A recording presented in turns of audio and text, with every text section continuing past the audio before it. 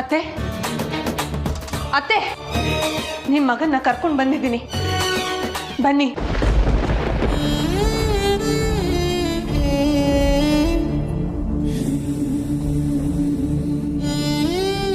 ಅಮ್ಮ. ಅರ್ಜುನ್,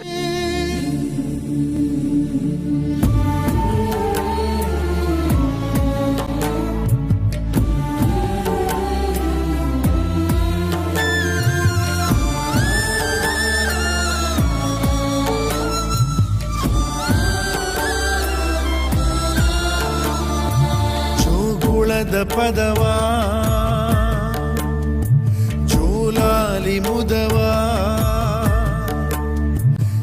ಅರ್ಜುನ್ ಸೃಷ್ಟಿಸಿದಳಮ್ಮ, ಅದ ಕೇಳಿ ಬೆರಗಾದ ಬ್ರಹ್ಮ, ಗರ್ಭದಲ್ಲಿ ಸ್ವರ್ಗವನು ಕಟ್ಟಿರುವಳು, ನಗುವಲ್ಲೇ ನರಕವನು ಮೆಟ್ಟಿದವಳು, ಮಮತೆಯಲ್ಲಿ ಮಂದಿರವ ಕಟ್ಟಿದವಳು, ದೇವರಿಗೆ ಸಂಕಟವ ತಣಿಸಿದವಳು.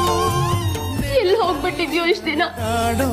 ಈ ಪಾಪಿ ತಾಯಿ ನೋಡ್ಬೇಕು ಅಂತ ಒಂದೇ ಒಂದ್ಸಲನೂ ಅನ್ನಿಸ್ಲಿಲ್ವಾ? ನೀನು ಊಟ ಮಾಡಿದ್ಯೋ ಬಿಟ್ಟ್ಯೋ ಮಲಗಿದ್ಯೋ ಎದ್ದಿದ್ಯೋ ಅಂತ ಗೊತ್ತಾಗ್ದೆ ನಾನು ಎಷ್ಟು ಕಂಗಾಲಾಗೋಗಿದೆ ಗೊತ್ತಾ? ನೀನ್ ಬಂದ್ಯಲ್ಲ, ನಂಗೆ ಅದೇ ಸಂತೋಷ.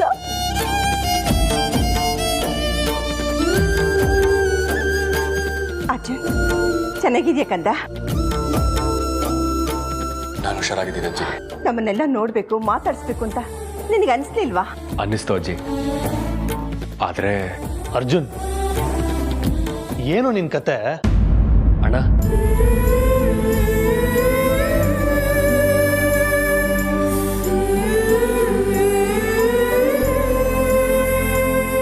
ನೀನ್ ಮನೆಗೆ ಬಂದ್ಯಲ್ಲ ಅಷ್ಟೇ ನಮಗೆ ಸಂತೋಷ.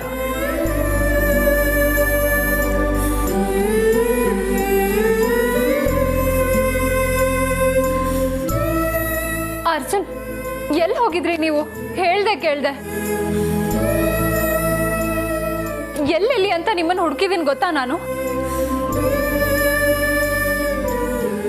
ನೀವು ಕಾಣ್ತಾ ಇರ್ಲಿಲ್ಲ ಅಂತ ನನಗೆ ಸರಿಯಾಗಿ ನಿದ್ರೆ ಬರ್ತಿರ್ಲಿಲ್ಲ, ಊಟ ಕೂಡ ಸೇರ್ತಾ ಇರ್ಲಿಲ್ಲ.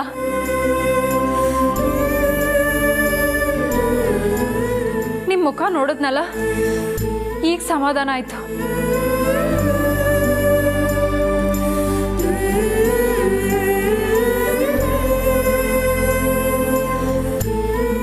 ಹೇ ಅಮೃತ, ನಿನ್ನ ಕೆಲಸ ಮುಗೀತು, ನೀನಿನ್ನು ಹೋಗಬಹುದು. ನನ್ನ ಮಗನ ಕಡೆ ಆಗಲಿ ನಮ್ಮ ಮನೆ ಕಡೆ ಆಗಲಿ ಕಣ್ಣೆತ್ತಿ ಸಹ ನೋಡಬಾರ್ದು. ಅತ್ತೆ ಹೀಗೆ ಹೇಳಿದ್ರೆ ಹೇಗೆ? ನಾನು ಒಂದು ಮಾತನ್ನ ಒಂದೇ ಸಲ ಹೇಳೋದು, ಪದೇ ಪದೇ ಹೇಳೋದಿಲ್ಲ. ಹೋಗು ಅಂದರೆ ಹೋಗ್ತಾ ಇರಬೇಕು.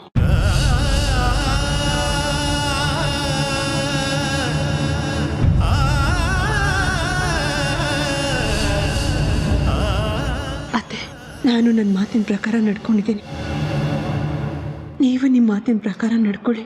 ಏನು ನಡ್ಕೋಬೇಕು? ಅತ್ತೆ ಏನು ಹೀಗೆ ಹೇಳ್ತಾ ಇದ್ದೀರಾ?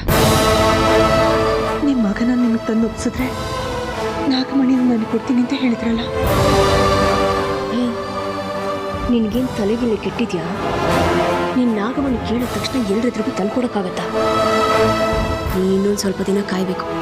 ಏನು ಸ್ವಲ್ಪ ದಿನ ಅಂದರೆ? ಅರ್ಜುನ್ ಮಣಿ ಮದುವೆ ಆದಮೇಲೆ, ಅರ್ಜುನ್ ಮಣಿ ಕುತ್ತಿಗೆಗೆ ತಾಳಿ ಕಟ್ಟಿದ ಮೇಲೆ ನಾಗಮಣಿ ನಿನ್ನ ಕೈಲಿರುತ್ತೆ. ಈಗ ಹೊರಡು.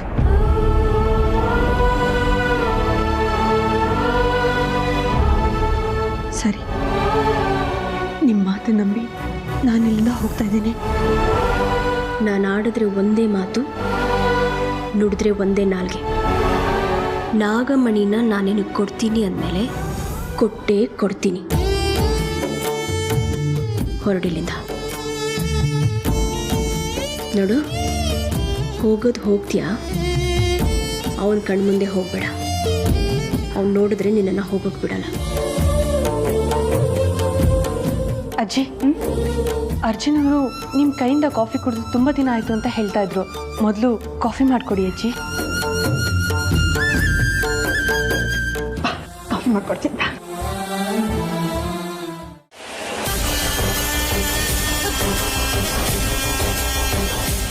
ನೀನ್ ಮಾಡಿದ್ ಸರಿ ಅಂತ ನಿನಗೆ ಅನ್ಸತ್ತಾ? ಯಾಕತ್ತೆ, ನಾನೇನು ಮಾಡಿದೆ?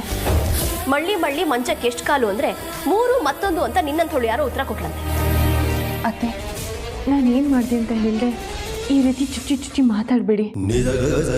ನೀನ್ ನನಗೆ ಚುಚ್ಚಿರೋ ನೋವಿಗಿಂತ ಈ ನನ್ನ ಮಾತಿನ ನೋವು ಏನೂ ಇಲ್ಲ. ಅಮೃತ, ನಾನೊಂದು ಕೇಳ್ತೀನಿ, ನೇರವಾಗಿ ಹೇಳ್ತೀಯಾ? ಕೇಳಿ ಅತ್ತೆ. ಕೊಟ್ಟು ಮಾತಿನ ಪ್ರಕಾರ ನಡ್ಕೊಳ್ಬೇಕು ಅನ್ನೋ ಸಂಸ್ಕಾರ ಇಲ್ವಾ ನಿನ್ಗೆ? ಇದೆ. ಇದ್ದಿದ್ರೆ ಮನೆ ಬಿಟ್ಟು ಹೋಗ್ತೀನಿ ಅಂತ ಮಾತು ಕೊಟ್ಟಿದ್ರು ಸಹ ಮನೆ ಬಿಟ್ಟು ಹೋಗಿಲ್ಲ ಅಲ್ವಾ? ನಿಮಗೆ ಮಾತು ಕೊಟ್ಟ ಹಾಗೆ ನಾನು ಮನೆ ಬಿಟ್ಟು ಹೋಗ್ತಾ ಇದ್ದೆ ಅತ್ತೆ. ಆದರೆ ಅರ್ಜುನ್ ಅವ್ರು ನನ್ನನ್ನು ತಡೆದ್ಬಿಟ್ರು. ನಿನಗೆ ಮನೆ ಬಿಟ್ಟು ಹೋಗಲೇಬೇಕು ಅಂತ ಮನಸ್ಸಿದ್ದಿದ್ರೆ ಅವನ ಕಣ್ಣಿಗೆ ಬೀಳ್ದಂಗೆ ಮನೆ ಬಿಟ್ಟು ಹೋಗ್ತಾ ಇದ್ದೆ. ಅವನ ಕಣ್ಣಿಗೆ ಬೀಳೋ ಥರ ಹೋಗಿದ್ದಕ್ಕೆ ಅವನು ಬಂದು ನಿನ್ನ ತಡೆದ. ನಿನ್ನ ನವರಂಗಿ ಆಟಗಳು ನನಗೆ ಗೊತ್ತಿಲ್ಲ ಅಂತ ಅನ್ಕೊಂಡಿದ್ಯಾ ಅಮೃತ? ಇಲ್ಲ ಅತ್ತೆ, ನೀವು ನನ್ನನ್ನು ಅಪಾರ್ಥ ಮಾಡ್ಕೊಂಡಿದ್ದೀರಾ. ಹಿಂದೆ ಅಪಾರ್ಥ ಮಾಡ್ಕೊಂಡಿದ್ದೆ, ಆದರೆ ಈಗ ಸರಿಯಾಗಿ ಅರ್ಥ ಮಾಡ್ಕೊಂಡಿದ್ದೀನಿ. ಅದಕ್ಕೆ ನಿನ್ನ ಯೋಗ್ಯತೆ ಹೇಗೋ ಹಾಗೇ ಟ್ರೀಟ್ ಮಾಡ್ತಾ ಇದ್ದೀನಿ. ನಿನಗೆ ಹೋಗಬೇಕು ಅಂತಿದ್ರೆ ನಿನ್ನ ಮೂಲ ರೂಪದಲ್ಲೇ ಹೋಗ್ಬೋದಿತ್ತು ತಾನೆ? ಆಗ ಅವನಿಗೆ ಗೊತ್ತಾಗ್ತಿರ್ಲಿಲ್ವಲ್ಲ? ಅತ್ತೆ, ನನಗೆ ಇಲ್ಲಿರೋ ಉದ್ದೇಶ ಇಲ್ಲ. ಅದನ್ನ ಬಾಯಲ್ಲಿ ಹೇಳ್ಕೊಂಡ್ರೆ ಆಗೋದಿಲ್ಲ, ಹಾಗೆ ನಡ್ಕೋಬೇಕು. ಸರಿ ಅತ್ತೆ, ನಾನು ಹೋಗ್ತೀನಿ. ನೀನು ಹೋಗೋದೇನೋ ಹೋಗ್ತೀಯಾ, ಆದರೆ ಜೊತೆಗೆ ನನ್ನ ಮಗನ ಮನಸ್ಸು ತಗೊಂಡು ಹೊಟ್ಟೋಗ್ತೀಯಾ. ಆಮೇಲೆ ನನ್ನ ಮಗನ ಸ್ಥಿತಿ ಏನಾಗತ್ತೆ ಹೇಳು? ಹುಚ್ಚಂತರ ನಿನ್ನ ಹುಡ್ಕೊಂಡು ನಿನ್ನ ಹೆಸರು ಹೇಳ್ಕೊಂಡು ಅಲಿತಾ ಇರ್ತಾನೆ ಅಷ್ಟೇ. ಅದನ್ನ ನಾವು ನೋಡ್ಕೊಂಡು ಆ ಹಿಂಸೆನ ಅನುಭವಿಸ್ಕೊಂಡು ಬದುಕಬೇಕಾ? ನೀವು ಹೀಗಂದ್ರೆ ನಾನೇನು ಮಾಡಬೇಕು ಅತ್ತೆ? ನಾನೇನು ಮಾಡಲಿ ಅಂತ ನೀವೇ ಹೇಳಿ, ಹಾಗೆ ಮಾಡ್ತೀನಿ. ನಾನೇನು ಹೇಳಿದ್ರು ಮಾಡ್ತೀಯಾ? ಮಾಡ್ತೀನಿ ಅತ್ತೆ. ನೀನು ಹೀಗೆ ಬರೀ ಬಾಯಲ್ಲಿ ಹೇಳಿದ್ರೆ ನಾನು ನಿನ್ನನ್ನು ನಂಬಲ್ಲ. ನೀವು ನನ್ನ ಮಾತು ನಂಬಬೇಕು ಅಂದರೆ ನಾನು ಏನು ಮಾಡಬೇಕು ಹೇಳಿ? ನಾನು ಏನೇ ಹೇಳಿದ್ರು ನೀನು ಅದನ್ನ ಮಾಡ್ತೀಯಾ ಅಂತ ನನಗೆ ಮಾತು ಕೊಡು. ಆಯಿತು.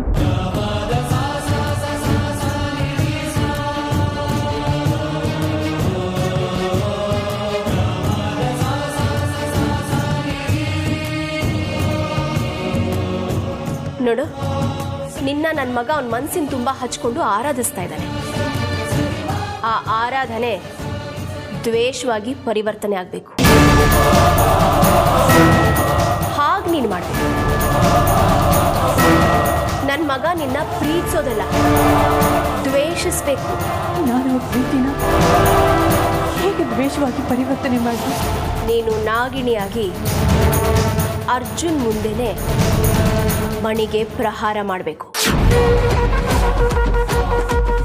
ಅತ್ತೆ, ಏನು ಹೇಳ್ತಾ ಇದ್ದೀರಾ ನೀವು? ಅಕಸ್ಮಾತ್ ನಾನು ಪ್ರಹಾರ ಮಾಡಿದ್ರೆ ಮಣಿ ಸತ್ತು ಹೋಗ್ಬಿಡ್ತಾಳೆ. ಅದರ ಚಿಂತೆ ನಿನಗೆ ಬೇಡ.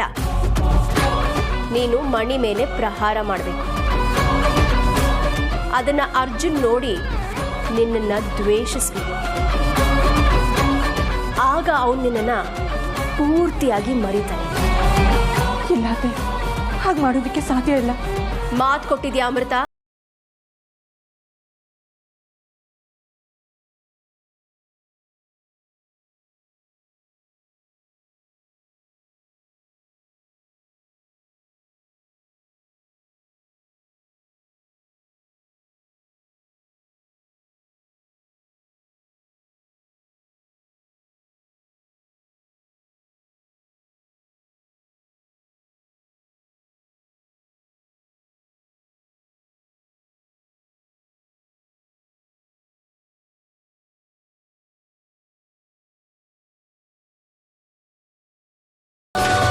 ನಮ್ಮ ತಕ್ಷಕ ವಂಶದವರು ಹೆಚ್ಚು ಚಾಣಾಕ್ಷರು ಅಂತ ಒಪ್ಕೋ.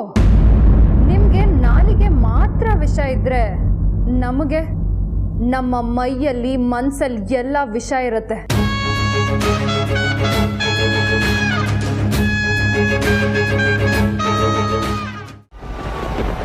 ಹತ್ರ ಬರಬೇಡ.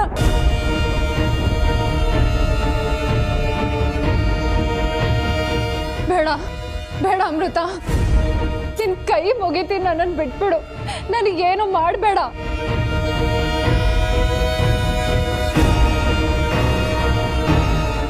ನೀನು ಕೈ ಮುಗಿದ್ರಲ್ಲ, ನನ್ನ ಕಾಲು ಹಿಡ್ಕೊಂಡ್ರು, ನಾನು ಮಾತ್ರ ನಿನ್ನ ಇವತ್ತು ಸುಮ್ಮನೆ ಬಿಡಲ್ಲ.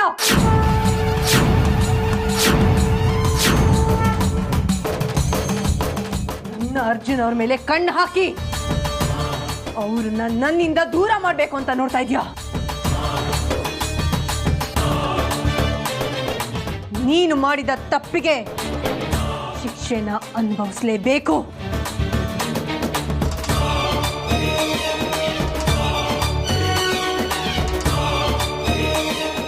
ಅಮೃತ ಅವರೇ, ನನ್ನ ಮಾತನ್ನು ಕೇಳಿ, ಮಣಿಯವ್ರಿಗೇನು ಮಾಡಬೇಡಿ.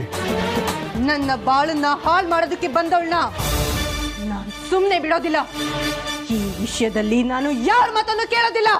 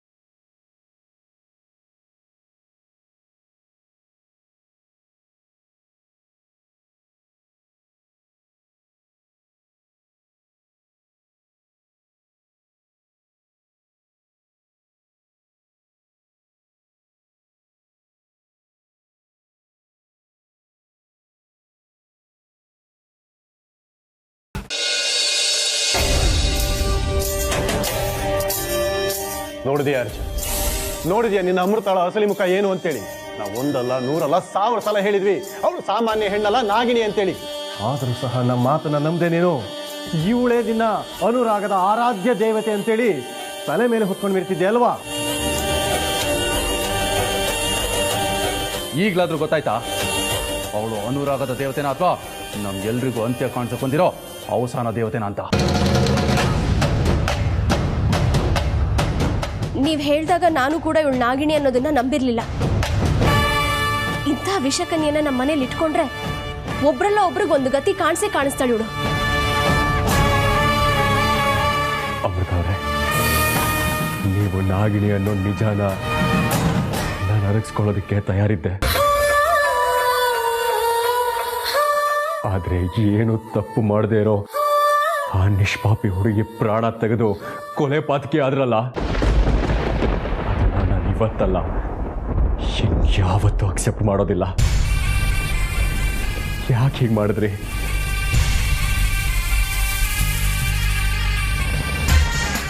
ನನ್ನಿಂದ ನಿಮ್ಮನ್ನ ದೂರ ಮಾಡೋದಕ್ಕೆ ನೋಡಿದ್ಲವಳು. ಅದಕ್ಕೆ ಕೊಂದೇ ಬಿಡೋದ? ಒಂದು ಜೀವದ ಬೆಲೆ ಏನು ಅಂತ ಗೊತ್ತಾ ನಿಮಗೆ?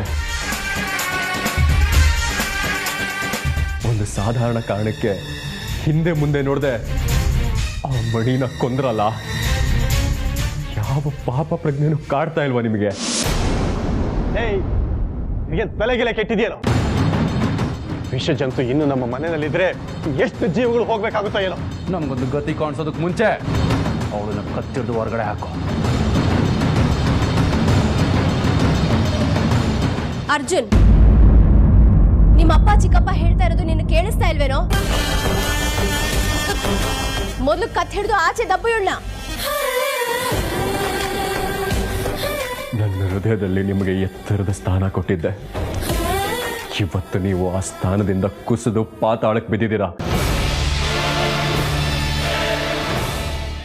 ಯಾವತ್ತೂ ನಿಮಗೆ ಆ ಸ್ಥಾನ ಸಿಗೋದಿಲ್ಲ.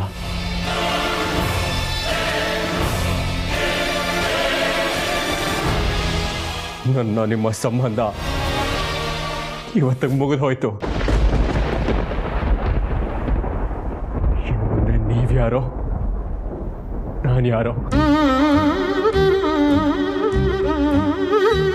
ನನ್ನ ಪ್ರೀತಿ ಹೃದಯನ ನುಚ್ಚನ್ನೂರು ಮಾಡಿಬಿಟ್ರಿ.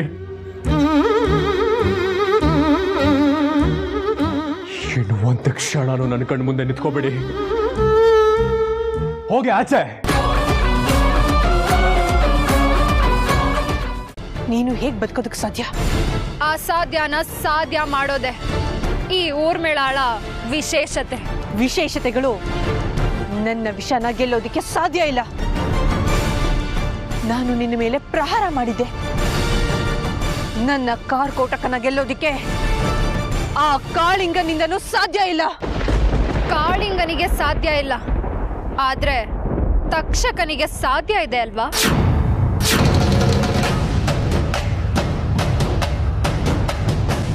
ತಕ್ಷಕನಿಗೂ ನಿನಗೂ ಏನ್ ಸಂಬಂಧ? ನೀನು ಯಾವುದೋ ಅನ್ಯ ಗ್ರಹದ ಅಪ್ಸರೆ ಅಲ್ವಾ? ಅಲ್ಲ,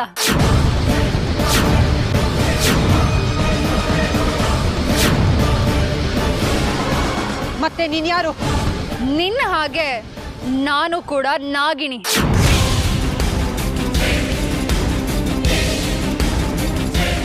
ಏನಂದೆ? ನೀನು ಕೂಡ ನಾಗಿಣಿನ? ಹೌದು, ಆದ್ರೆ ನೀನ್ ಅಂದ್ಕೊಂಡಿರೋ ಹಾಗೆ ನಾನು ವಾಸುಕಿ ವಂಶದ ನಾಗಿಣಿ ಅಲ್ಲ.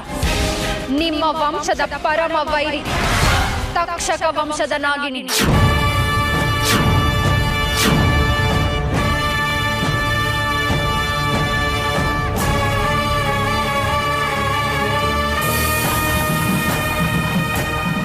ನನ್ನ ನಿಜ ಸ್ವರೂಪ ಗೊತ್ತಾಗಿ ನೀನ್ ನಿಂತನ್ನೆಲ್ಲ ಕೊರಿತಾ ಇದ್ಯಾ?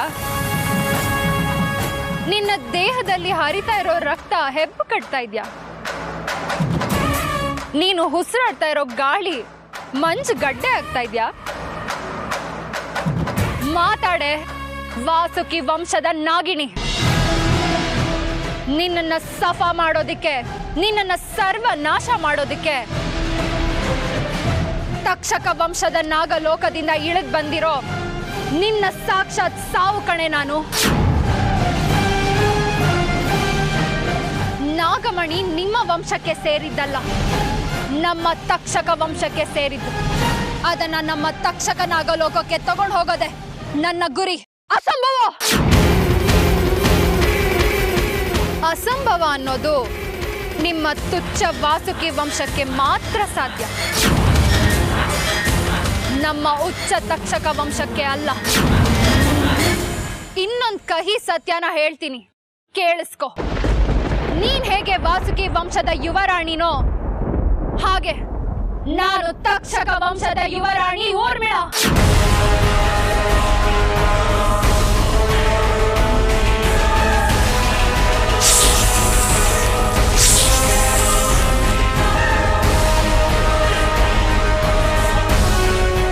ವಾಸುಕಿ ವಂಶನ ಮೆಟ್ಟಿ ನಿಲ್ಲೋದು, ಅಟ್ಟಿ ನಡೆಯೋದು ನಮ್ಮ ತಕ್ಷಕ ವಂಶದ ಧ್ಯೇಯ. ಅದು ಎಂದೆಂದಿಗೂ ಸಾಧ್ಯ ಇಲ್ಲ. ಕನಸು ಕಾಣ್ಬೇಡ ಊರ್ಮಿಳಾ. ಶಕ್ತಿಲಿ ಯುಕ್ತಿಲಿ ನಿಮಗಿಂತ 10 ಪಾಲಲ್ಲ, 100 ಪಾಲು ನಾವೇ ಶ್ರೇಷ್ಠರು ಅನ್ನೋದನ್ನ ಮರಿಬೇಡ. ನಮ್ಮ ವಂಶದ ನಾಗಗಳು ನಾಗಿಣಿಗಳು ಯಾವುದೇ ವೇಷದಲ್ಲಿ ಬಂದ್ರು ಬೇರೆ ಯಾವ ಕುಲದ ನಾಗಗಳಿಗೆ ಅದನ್ನ ಕಂಡು ಹಿಡಿಯೋದಕ್ಕೆ ಸಾಧ್ಯನೇ ಇಲ್ಲ. ನಮ್ಮ ವಂಶದಲ್ಲಿರೋ ಚಾಕಚಕ್ಯತೆ, ಯುದ್ಧ ತಂತ್ರಗಾರಿಕೆ ನಿಮ್ಮ ವಂಶಕ್ಕೆ ಈ ಜನ್ಮಕ್ಕಲ್ಲ, ಮತ್ತೆ ಯಾವ ಜನ್ಮಕ್ಕೂ ಬರೋದಿಲ್ಲ, ತಿಳ್ಕೊ. ನಾನು ಈ ಲೋಕಕ್ಕೆ ಬಂದಿದ್ದೆ ನಾಗಮಣಿಗೋಸ್ಕರ, ಅರ್ಜುನ್ಗೋಸ್ಕರ.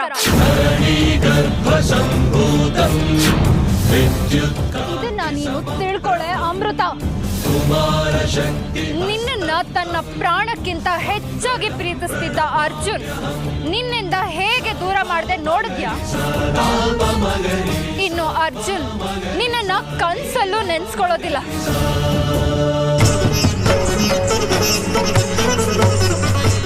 ಇನ್ನು ನೀನು ಅರ್ಜುನ್ ಆ ತೀರ ಈ ತೀರ ಸೇರೋದೇ ಇಲ್ಲ.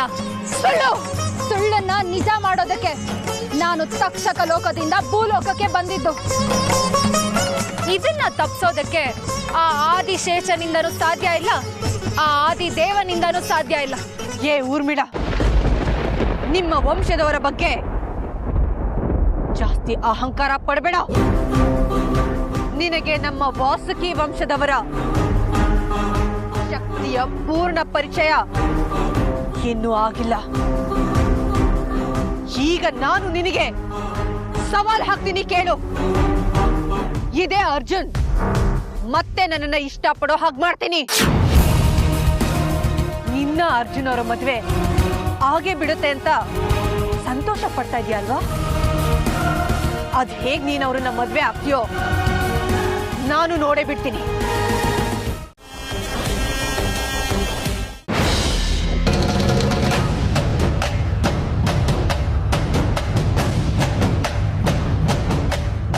ತಂತ್ರಿಗಳಿಗೆ ತಂತ್ರಿಗಳಾಗಿ, ಕುತಂತ್ರಿಗಳಿಗೆ ಕುತಂತ್ರಿಯಾಗಿ ನಿಂತರೆ ಮಾತ್ರ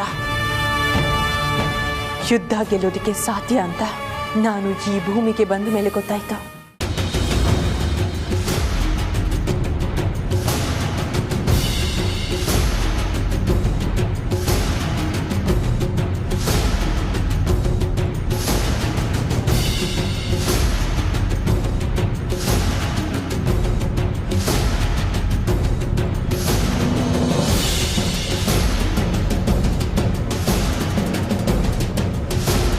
ತಕ್ಷಕ ವಂಶದ ದುಷ್ಟ ನಾಗಗಳನ್ನು ಮಟ್ಟ ಹಾಕೋದಿಕ್ಕೆ ನನ್ನ ತಂದೆ ನನಗೊಂದು ಸಿದ್ಧಿ ಮಂತ್ರನ ಹೇಳ್ಕೊಟ್ಟಿದ್ರು. ನಮ್ಮ ಕುಲದ ರಕ್ಷಣೆಗಾಗಿ ನಮ್ಮ ಕುಲದ ಹಿರಿಯರೊಬ್ರು ಆದಿಶೇಷನನ್ನ, ಪರಶಿವನನ್ನ ಆರಾಧಿಸಿ ಪಡ್ಕೊಂಡಿದ್ದ ಮಂತ್ರ ಅದು. ಆದರೆ ನನಗೆ ಈ ಕ್ಷಣಕ್ಕೆ ಜ್ಞಾಪಕಕ್ಕೆ ಬರ್ತಾ ಇವೆ. ಏನ್ ಮಾಡ್ಲಿ?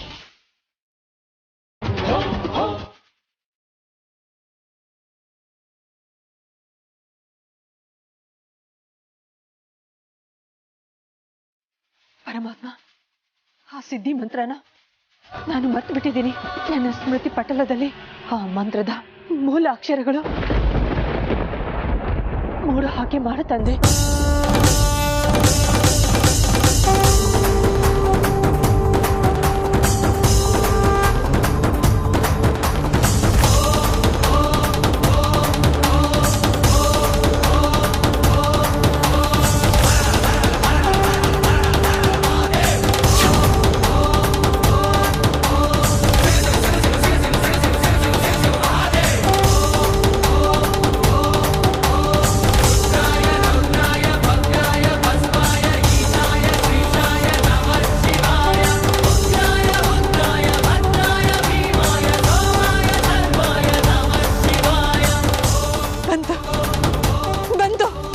ನಾನು ಕಲ್ತಿದ್ದ ಸಿದ್ಧಿ ಮಂತ್ರ ನನಗೆ ನೆನಪಿಗೆ ಬಂತು.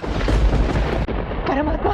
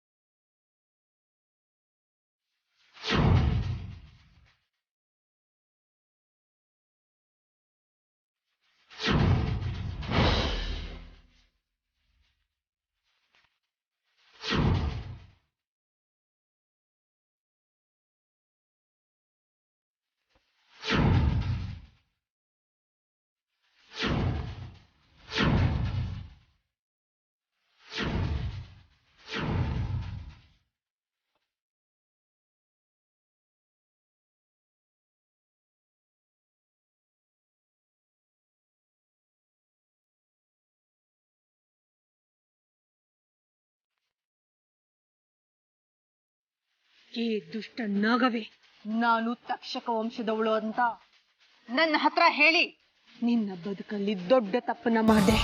ನಿನ್ನ ಗೋರಿನ ನೀನೇ ತೋಡ್ಕೊಂಡೆ.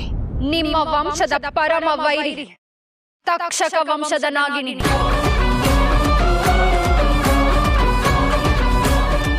ತಕ್ಷಕ ವಾಸುಕಿ ವಂಶದ ಹೋರಾಟ ಸೇಡು ಈ ಕಾಲದಲ್ಲ, ನಾಗಮಣಿಗೋಸ್ಕರ ತಲೆಮಾರುಗಳಿಂದ ಈ ರೀತಿಯ ಕುತಂತ್ರಗಳನ್ನ ನಿಮ್ಮ ವಂಶದವರು ಮಾಡ್ತಾನೆ ಬಂದಿದ್ದಾರೆ. ಅದಕ್ಕೆ ತಕ್ಕ ಉತ್ತರವನ್ನ ಸರಿಯಾದ ಸಮಯದಲ್ಲಿ ನಮ್ಮ ಕುಲದವರು ಕೊಡ್ತಾನೆ ಬಂದಿದ್ದಾರೆ. ಈ ಕ್ಷಣಕ್ಕೆ ನನಗೆ ನೆನಪಾದ ಸಿದ್ಧಿ ಮಂತ್ರದ ಪ್ರಭಾವಕ್ಕೆ ನೀನು ಒಳಗಾಗಿದ್ಯಾ. ನಿನ್ನ ಕತೆ ಮುಗೀತು. ಇನ್ನು ನಿನ್ನ ಆಟಗಳು ನಡೆಯೋದಿಲ್ಲ. ವಾಸುಕಿ ವಂಶದ ಕುಡಿಯಾಗಿರೋ ಈ ಅಮೃತ ನಿನ್ನ ಮೋಸದ ಆಟಕ್ಕೆ ವಿಚಿತ್ರವಾದ ತಿರುವನ್ನ ನೀಡಿದಾಳೆ. ನಡಿ, ಸರಿಯಾದ ಜಾಗದಲ್ಲಿ ಸರಿಯಾದ ಶಿಕ್ಷೆನ ಅನುಭವಿಸುವಂತೆ.